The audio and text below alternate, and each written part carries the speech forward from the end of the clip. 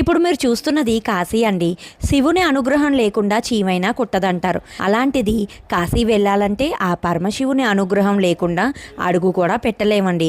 కాశీ వెళ్ళడం అంటే మనల్ని మనము శుద్ధి చేసుకోవడమే అండి. గంగానదిలో స్నానమాచరించి మన దేహాన్ని శుద్ధి చేసుకుంటే మణికర్ణిక ఘాట్లోని శవాల్ని చూసి మన మైండ్ని శుద్ధి చేసుకుంటామండి. ఆ పరమశివుని కళ్ళారా చూసి మన మనస్సును శుద్ధి చేసుకుంటాం.